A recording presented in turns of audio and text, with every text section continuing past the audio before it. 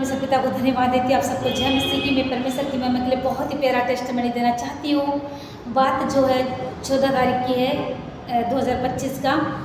मेरी बहन जो मीना ब्रिज है, जो गर्ल्स हॉस्टल में रहती है, बीते समय 2024 में जो है उनकी मैम का डेथ हो गया, तो उस वजह से जो है वहाँ बच्चों का देख रेख भी करती है, साथ में वो पढ़ाने भी जाती है। तो उन्होंने मुझे एक प्रेयर रिक्वेस्ट को दिया 2025 में, बहुत ही मेरिकल हुआ है परमेश्वर पिता ने। उस चीज़ को मैं आपको बता देना चाहती हूँ कि एक बेटी है बीजापुर से, उसका भाई का नाम है अखिलेश्वर करके है, जो एमपीएम में एडमिट किए हैं। डॉक्टरों ने कहा कि इनका जो है फेफड़े में इन्फेक्शन हो गया है, ये बच नहीं सकता, ये आज ही मर जाएगा, ऐसा डॉक्टरों ने जवाब दिया। तो तुरंत मेरी बहन को याद आया कि दीदी जो है हमेशा प्रार्थना करते रहती है, और उन्होंने मुझे कॉल किया और कहा कि इस नाम का बेटा है, आप उनके लिए प्रार्थना करो। और मैं बता देना चाहती हूँ आप सभी से कि जैसे उस बेटी ने बताया, बड़ी ईमानदारी के साथ मैंने परमेश्वर से कहा, प्रभु चलिए, जहाँ पर मनुष्य ना बोलते हैं वहाँ पर यीशु मसीह का काम शुरू होता है।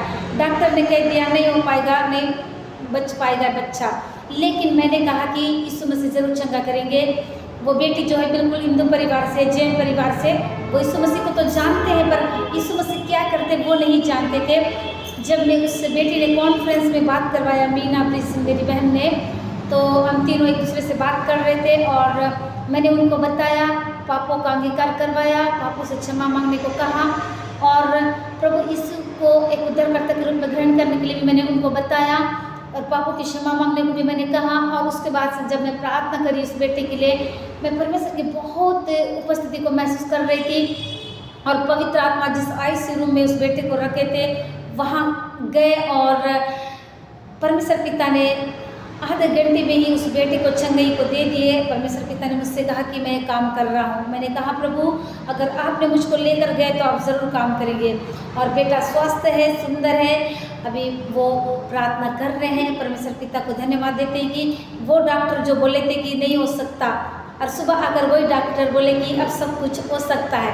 कितनी खूबसूरत बात है। मैं परमेश्वर पिता को धन्यवाद देती हूँ। इस तरह से परमेश्वर पिता हम तीनों बहनों को एक दूसरे से जोड़ के रखे हैं। और हमारी प्यारी सी फ्लोरेंस का एक और गवाही है।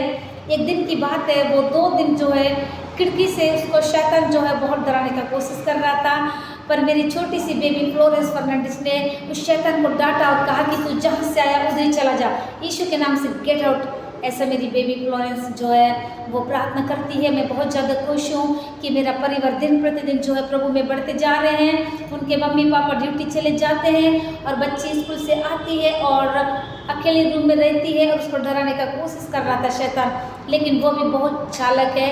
यीशु मसीह के नाम से उस शैतान को डांटी और शैतान उसके रूम के बाहर से ही वो भाग गया। मैं कहना चाहती हूँ कि इस 2025 में परमेश्वर पिता हमको एक बहुत ही सामर्थ्य अभिषेक के साथ में इस्तेमाल करना चाहते हैं। जब आप परमेश्वर के साथ में दिन प्रतिदिन बढ़ते जाते हैं तो परमेश्वर आपसे वचनों से बातचीत करते हैं, और परमेश्वर के कार्य बहुत ही जोश और उमंग के साथ में होते जा रहे। मैं कहना चाहती हूँ परमेश्वर कुछ भी कर सकते हैं, इसलिए आपको तैयार रहना है, समय बेसमय आपको तैयार रहना है।